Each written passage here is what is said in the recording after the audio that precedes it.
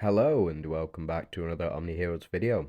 In this video, we do have a new update. Ooh, got something in the mail. Clash domain, we'll take those, sure. Jump into notice. So we've got a new update, and this is a hotfix. So this is on the 19th of the 11th. Let me just check. It is currently the 14th, so in 5 days, they're going to implement this hotfix to make balance adjustments to the Season 6 gameplay Hope Tree and to add a new level to Season 6 gameplay Seraphic Ruins. We found some Omniguardians are very powerful and have cleared all the levels of Seraphic Ruins, so new levels will be added. That means that you will still need to retain all of the buffs for... what do you call it? For your Hope Tree, for the Seraphic Ruins, the ones in the outer circle, for the red, you will need to retain those in order to progress further. Now, after clearing level 11, new levels will be unlocked, which can be challenged infinitely to obtain the rewards. Radiant Bead, hold up.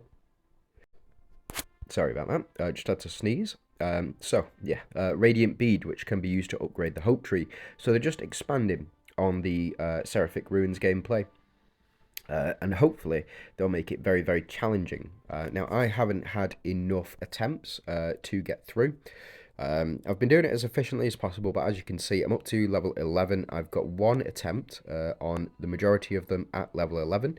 The reason that I did that is so that the attempt would remain. So the sweep attempt here would remain, but I could have got rid of all of these. So let me just jump in. So I could have got rid of this outer ring completely had they not made that change, and I could have gone ahead and swept using just this highest record sweep effectively. So they'll be adding new levels in, and they'll go infinite effectively, so you can just keep leveling and leveling and leveling. It's just how many attempts that you do have and how efficient you are with those attempts is where you will rank as well, so just something to keep in mind. Now, in the Season 6 gameplay Hope Tree, we added the special effect of increase the number of synergymates in the team by 1. One sec. Sorry, just went and blew my nose, cleared it, we should be good. Probably. In the Season 6 gameplay Hope Tree, added the special effect of increase the number of synergymates in the team by 1 to increase the freedom of lineup. I love this. I really do. I really enjoy this proof. It is one of my favourite things that they have done in this entire game. Is just increase that cap, and I would like it next season if they did the same thing but for rune synergies and potentially faction synergies. So say for example, if you have one Celestial on the team, you'll get the 2 Celestial buff, and if you have 1 Deviant on the team, you'll get the 1 Deviant buff of the Holy Shields on turn 2. That would be fantastic. Same thing is true with the Strikers. If you have 3 or Monarchs, for example, if you have 3 Monarchs on the team, you'll get the 4. That is what I would like to happen. However, that would cause absolute chaos. It would give absolutely much more freedom of lineup, but it would also cause a lot more chaos. So, is what it is.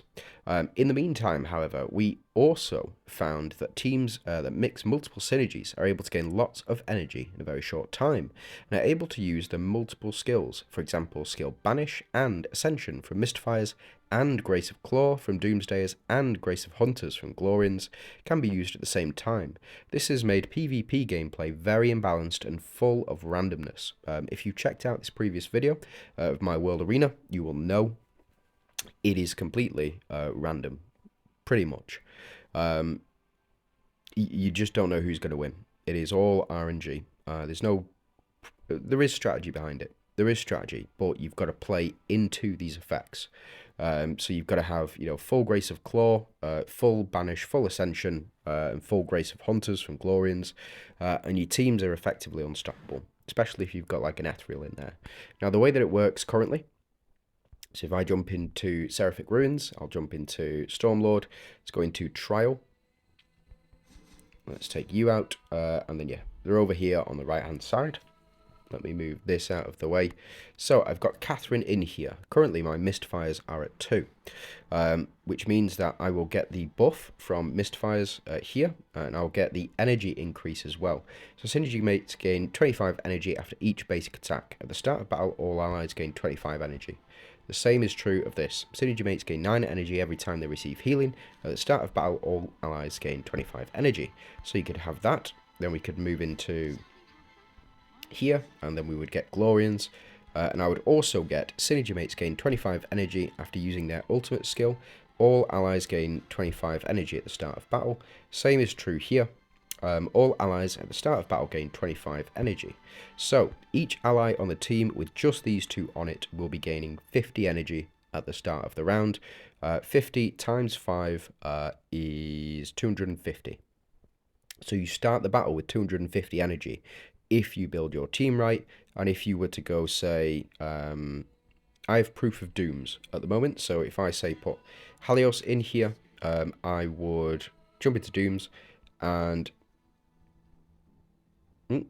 let's have a look at the energy. Synergymates gain 7 energy after each action at the start of battle. All allies gain 25 energy. So, same is true here with this one.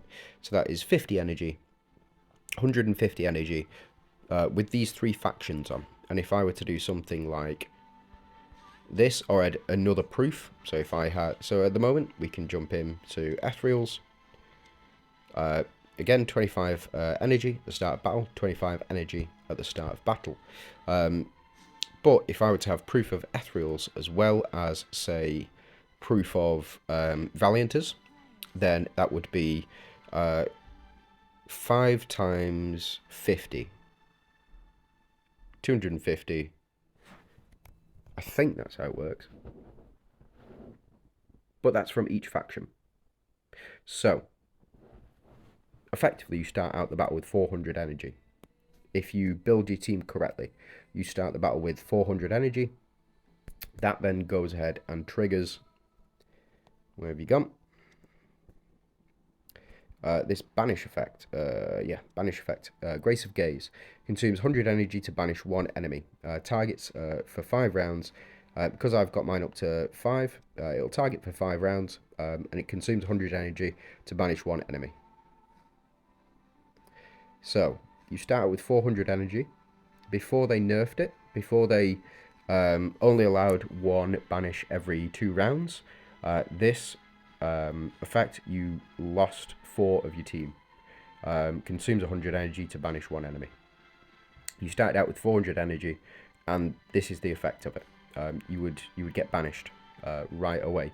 The other pretty toxic bit of gameplay is Dooms as well. So, Grace of Claw consumes 100 energy to deal damage equal to 50% of the max HP to all enemies. This caps at 300% of the team's average attack, removes shield and holy shield effects from enemies. So, if you had this, it would consume 400 energy. You would probably banish 1 of the enemies, and then the rest would all get 50% of max HP to all enemies. If you built up your HP enough, then you effectively just lost the game on round 1 before anything happened. It was really, really toxic. So they're making a change to that, and I'm quite happy about that, actually. They're changing things up. So let's jump back into the guide here.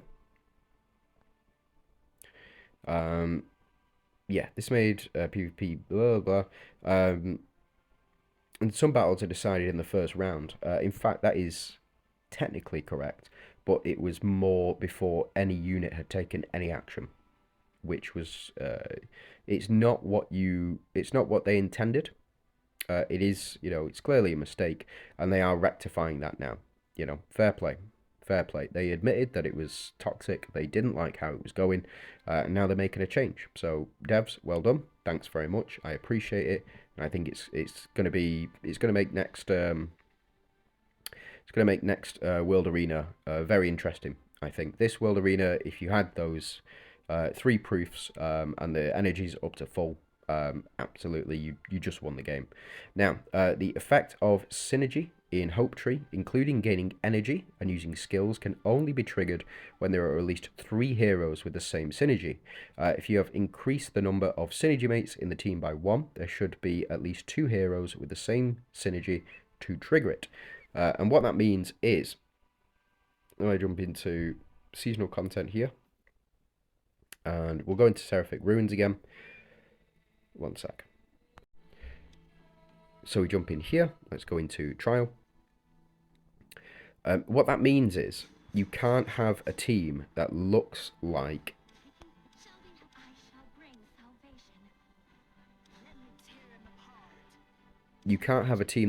that. I mean, you can have a team that looks like this, and it will do relatively well. You just won't get the energy increase at all from any of the factions.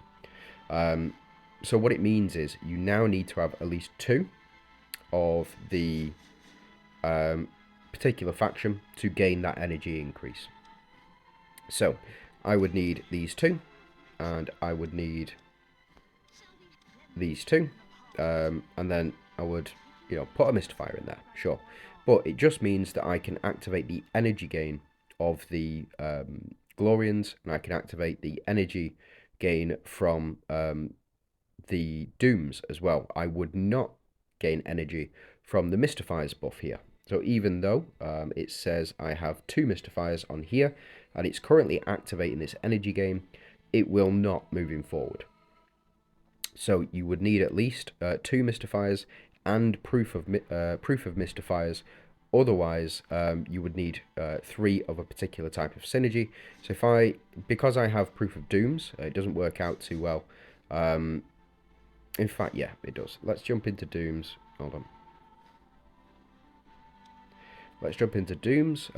So this would, for me, this would trigger because I have proof of Dooms. Let me just pop this open. As you can see, proof of Doomsdayers increase the number of Doomsdayers synergymates in the team by 1.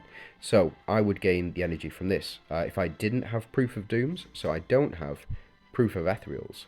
So I'll use this. I'll jump in here. As you can see, I do not have proof of Ethereals in this team.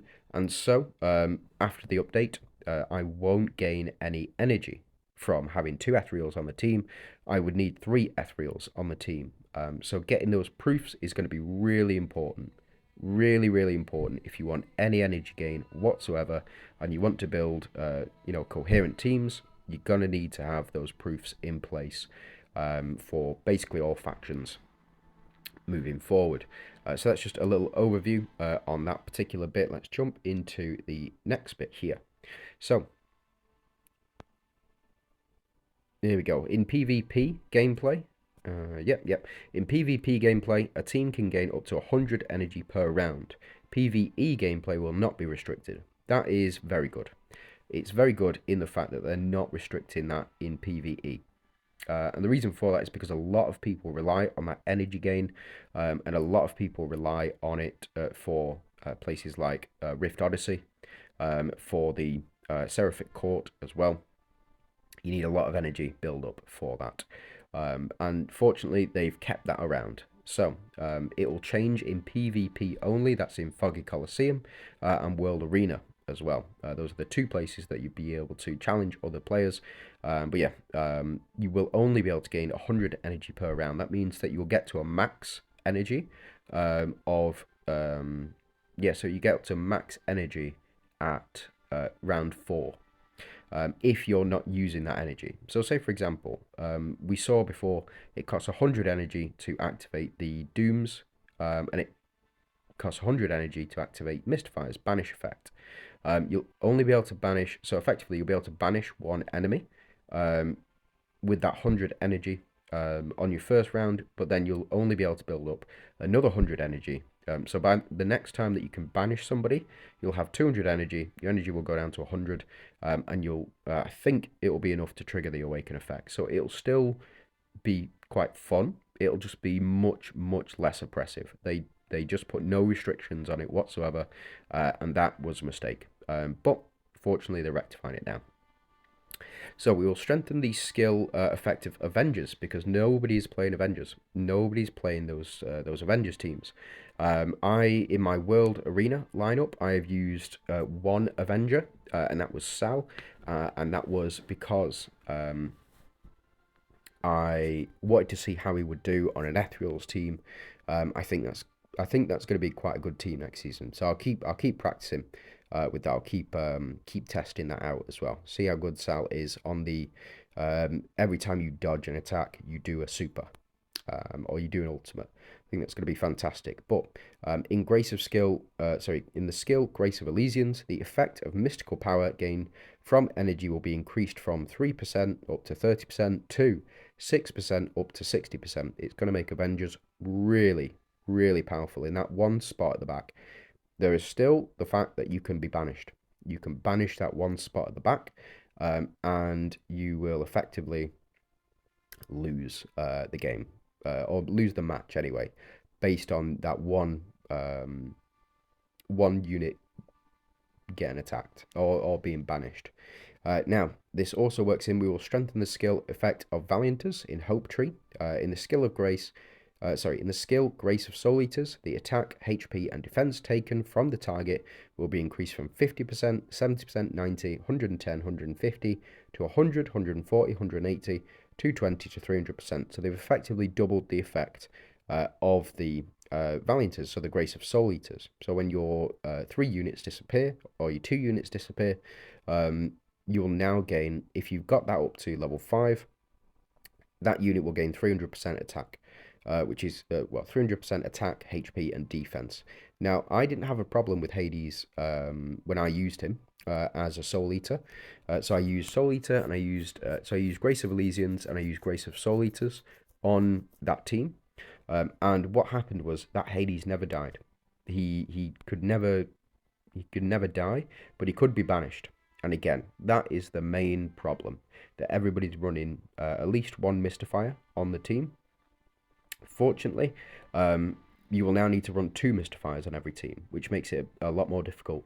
I've counted up between Dooms on Ethereals, on Mystifiers, and on Glorians.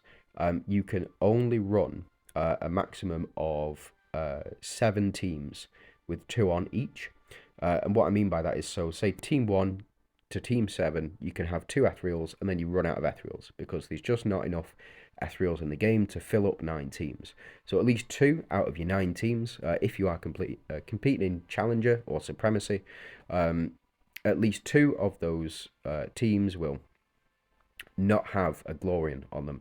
2 of those teams will not have a Dooms on them. 2 of those teams will not have a Mystifier on them, etc., etc. They've balanced it in such a way that you won't be able to run the exact same formation on every single setup, which would be Glorian, Mystifier, a Doom. And just to get the effects in, you won't be able to do that anymore. Bear with me. Now, on November 15th, all players will automatically gain 1 reset of the Hope Tree. Yes. Provided by the system. So we do already have that in place at the moment. Let me just jump into Season, jump into Hope Tree. Let me click on Reset. As you can see, in 10 hours, 47 minutes, or on the 15th, we will gain a reset. And I'll go through that again, and what I think you might want to do with those. Again, it's absolutely up to you. You play this game how you want to play. Don't listen to anybody else. If you want to play Valianters, if you want to play Avengers, you go ahead and you play those as well.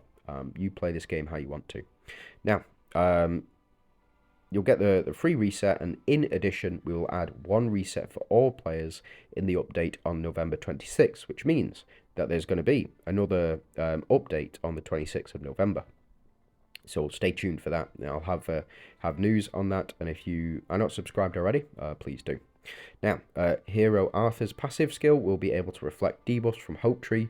For example, Arthur will be able to reflect Mystifier's skill Banish. That is fantastic. That is going to be really, really powerful. If you get Arthur past 7 stars, if you are summoning for Arthur, He is out tomorrow, or maybe today. It depends when I release this video, to be honest.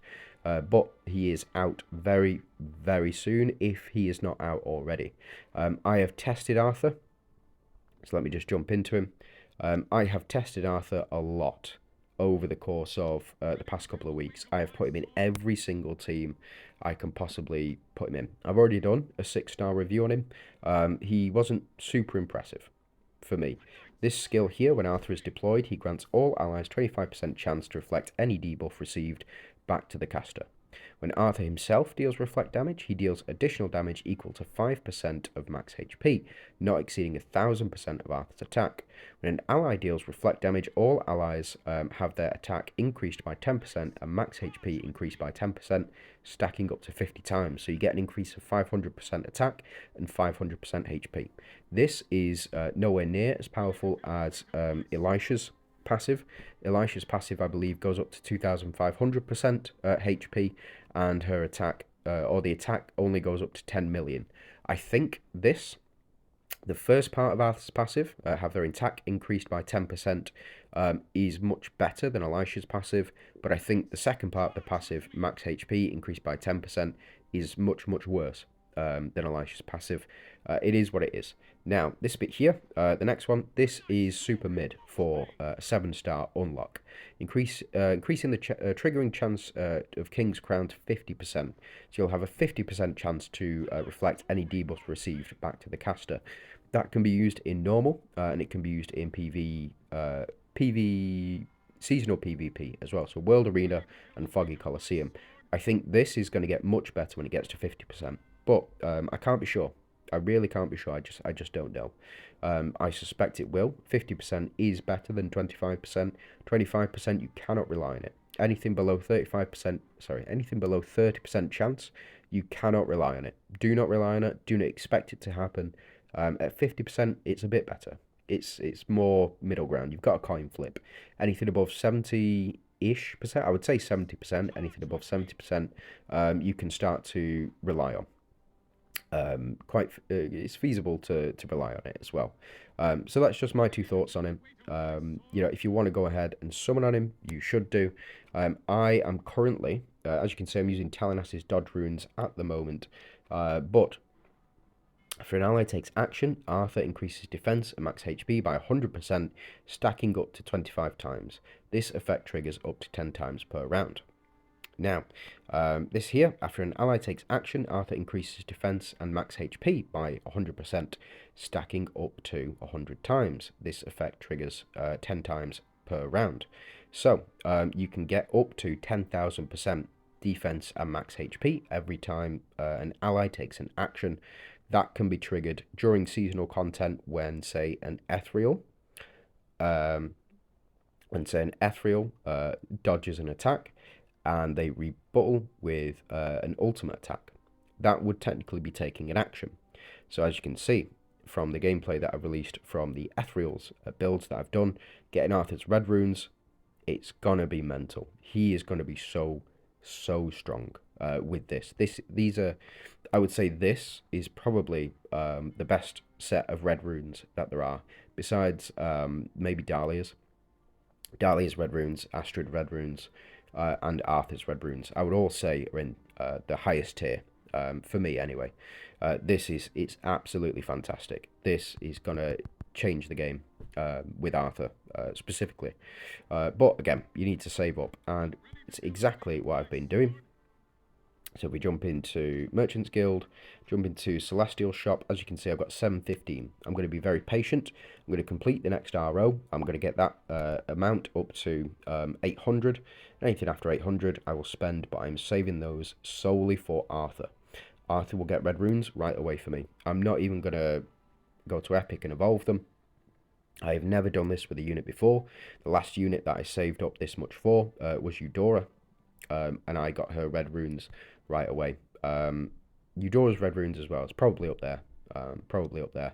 Eudora, absolutely fantastic unit, but whenever an ally takes action, so effectively by the end of round 1, Arthur will have 500% defense and HP, and that will stack up to 10,000%.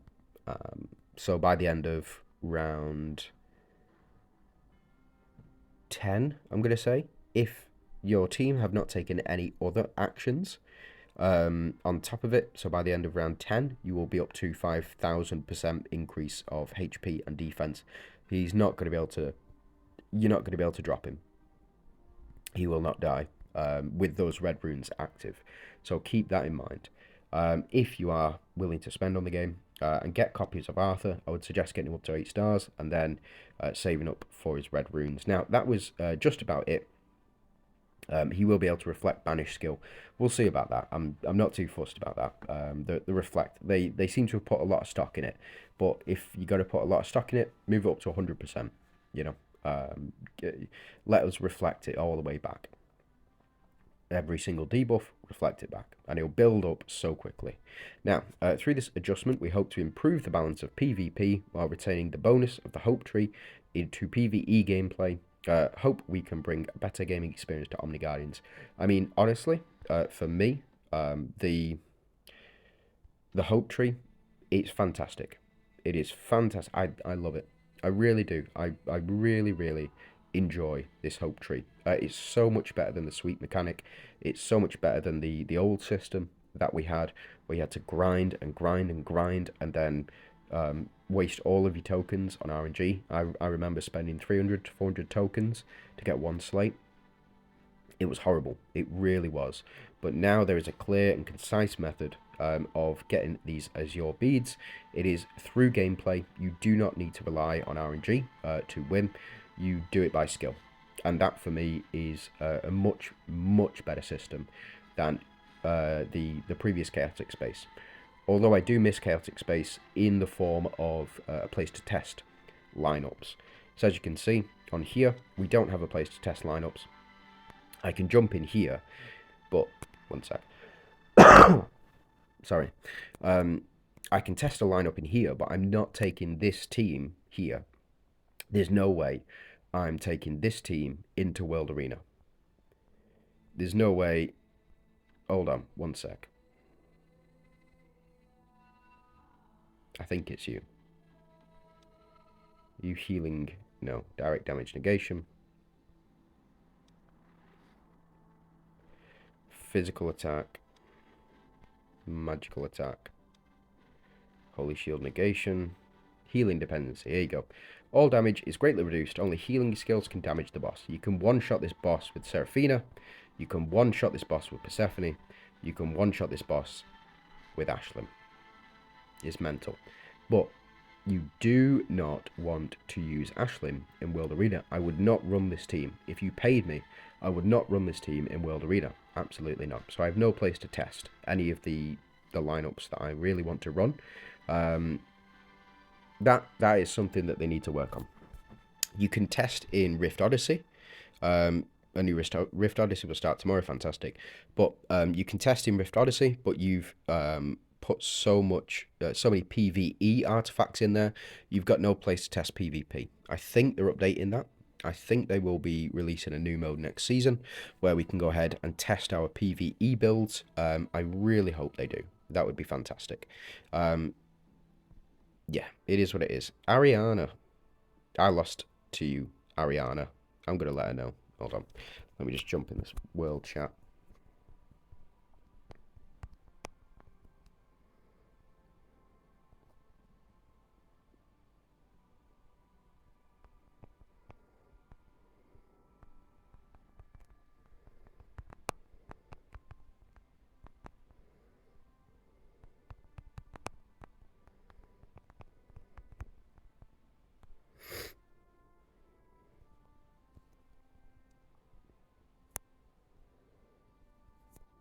Just had to mention that. Right, okay, that's it from me. Thanks very much for watching. I hope it's been informative. I hope it's been helpful. And let me know what you think of the update down below.